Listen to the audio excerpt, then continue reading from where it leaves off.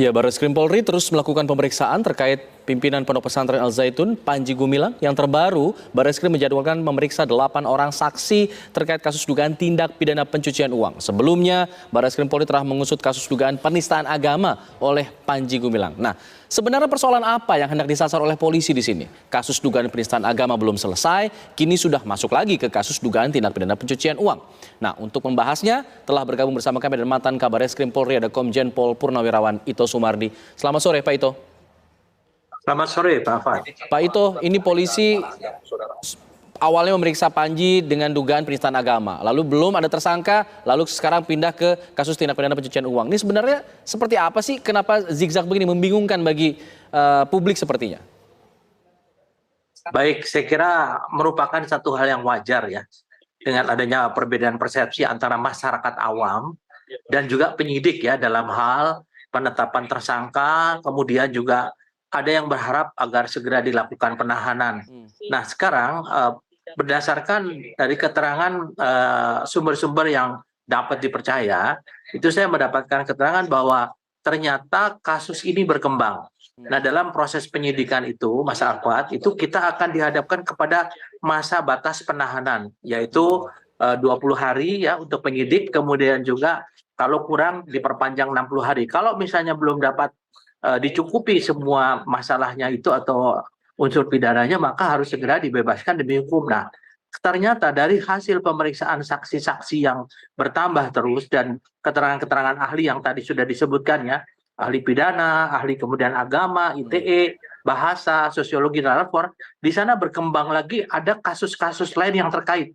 Sehingga di sini dari kasus yang pertama kali adalah penistaan agama berkembang lagi menjadi kasus-kasus tindak pidana lain yang akan dijadikan predikat crime dalam tindak pidana pencucian uang, karena TPPU itu tidak mungkin diproses apabila tidak ada predikat crime-nya. Nah, tentunya ini kan memerlukan waktu. Kalau kepada seseorang ditetapkan sebagai tersangka, ini akan memiliki konsekuensi hukum. Yang pertama adalah gugatan yang bersangkutan yang memungkinkan masalah ini menjadi berkembang atau menjadi lambat ya.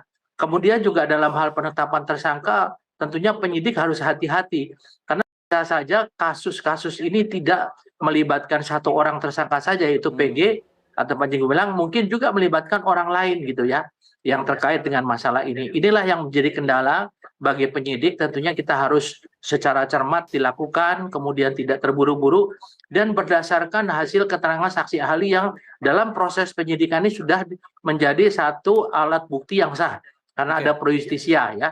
Jadi ini akan digunakan sampai terus dalam proses peradilan. Ya, ini dihadapi oleh penyidik adalah bagaimana penyidik ini harus dikejar dengan waktu. Sementara kasus ini ternyata berkembang. Kalau kita hanya membahas masalah atau menuntaskan masalah penistaan agama sudah selesai ya.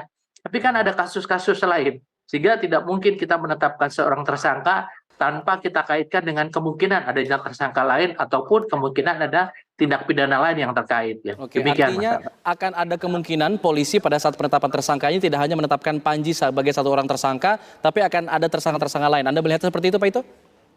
Ya, sangat mungkin dan ada tindak pidana lain yang bisa dilakukan oleh Panji Gumilang ataupun tersangka lain secara terpisah ya.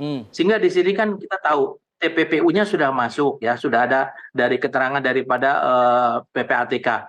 Tentunya untuk bisa memproses kasus ini harus ada predikat crime-nya, itu kasus utamanya ya.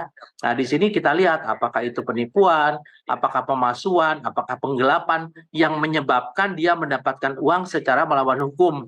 Nah, ini yang akan didalami terus oleh pihak penyidik. Jadi tentunya sesuatu hal yang wajar kalau misalnya masyarakat menganggap bahwa saat ini dianggap bahwa penyidik itu lambat ya, padahal bukan lambat, tapi ini kasusnya ini karena dalam kasus ini ada kasus mudah, ada kasus yang sulit, ada kasus yang sangat sulit. Jadi ini yang tentunya dihadapi oleh penyidik tidak bisa disamakan dengan satu kasus yang misalnya penistaan agama. Kalau penistaan agamanya sudah bisa disimpulkan siapa yang melakukannya, tapi kan dia juga terkait dengan kasus-kasus lain. Dan kalau dilakukan penahanan, ada batas penahanan 20 hari, diperpanjang lagi 40 hari. Setelah itu kalau kita belum bisa memutuskan yang bersangkutan terlibat dengan kasus yang lainnya, maka dia bisa bebas demi hukum. Nah, itu konsekuensi yang dihadapi oleh penyidik. Demikian, Tapi untuk kasus penistaan agamanya ada informasi bahwa MUI belum saklek gitu menentukan bahwa ada penistaan agama di situ? Anda menerima informasi Jadi itu juga? begini, ya, MUI ini kan mengeluarkan fakta dan MUI ini lembaga tadi orang ahli-ahli agama. Nah, fakta yang disampaikan kepada pihak penyidik yang kemudian dijadikan alat bukti harus diberikan label pro justisia sehingga itu mempunyai kekuatan hukum yang mengikat. Oke. Dan ini akan dijadikan sebagai keterangan daripada agama ya. Ahli agama tuh bisa perorangan, bisa juga lembaga. Kalau lembaga itu adalah salah satu diantaranya MUI. Jadi saya kira mungkin penyidik juga sudah memiliki ya penjelasan dari fatwa, tapi tentunya apakah saat ini sudah dijadikan sebagai salah satu alat bukti, nah itu tentunya penyidik yang lebih memahami dan akan dijadikan untuk bahan bukti sebagai salah satu keterangan dari lembaga agama, yaitu MUI selain dari keterangan ahli agama yang sudah diperiksa selama ini, yaitu ada 8 ahli agama ya.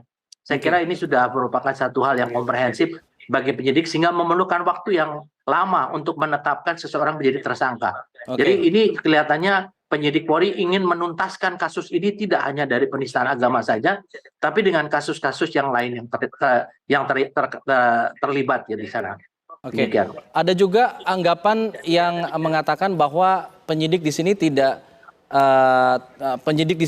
ada tekanan begitu mungkin dari pihak luar sehingga sulit untuk menetapkan tersangka. Tapi dijawab setelah jeda ya, karena kita akan mendengarkan dulu kumandang azan maghrib untuk wilayah DKI Jakarta dan sekitarnya berikut ini.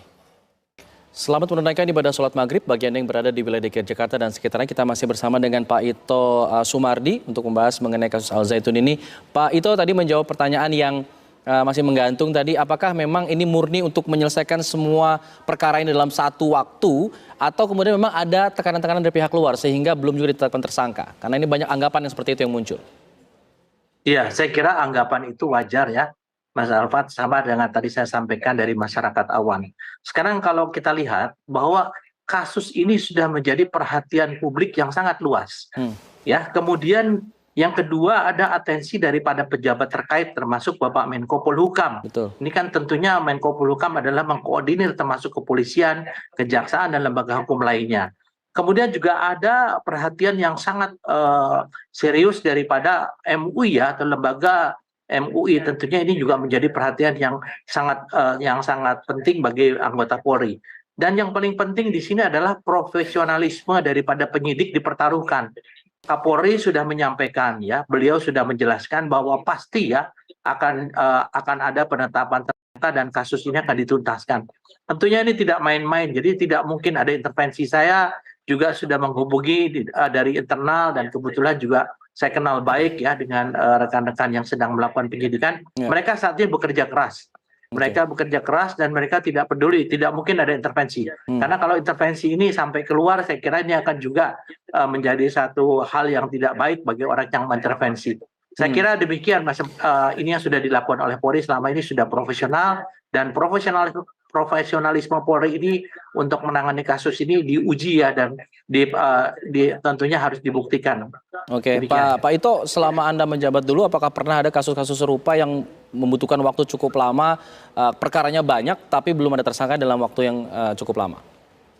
Oh ada, ya ada jelas ya. Kita tahu bahwa tadi yang saya sampaikan ada kasus yang biasa, kasus yang sulit dan sangat sulit ya. Jadi saya juga pernah, termasuk Panji Gumilang ini kan pada saat saya akan selesai ditangani oleh Direktur 1 ya, Pak Brigjen waktu saat itu Agung Sabar ya.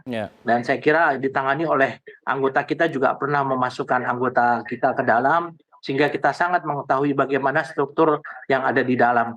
Dan tentunya sekali lagi tadi, kenapa dulu hanya masalah kasus pemalsuan saja ya, Yayasan Pesantren Indonesia kalau nggak salah yang membuat Saudara Panji Gumilang kemudian dipidana ya, kalau nggak salah selama 10 bulan. Karena memang saat itu kita belum sempat dikembangkan ke masalah lain dan tentunya kalau kita semua mendengar dulu ada yang dikatakan tanda kutip yang melindungi, itu tentunya ada kepentingan-kepentingan tertentu yang tidak bisa dikaitkan dengan saat ini ya. Bisa saja saat itu kita punya kepentingan, tapi saat ini yang bersangkutan atau saudara PG ini sudah berubah ya mungkin ya. Yang tentunya pada akhirnya kita juga harus menyesuaikan dengan kondisi saat ini. Demikian. Pak Ito, singkat saja mungkin dari analisa Anda, prediksi Anda butuh berapa lama lagi kita harus menunggu sehingga adanya penetapan tersangka ini?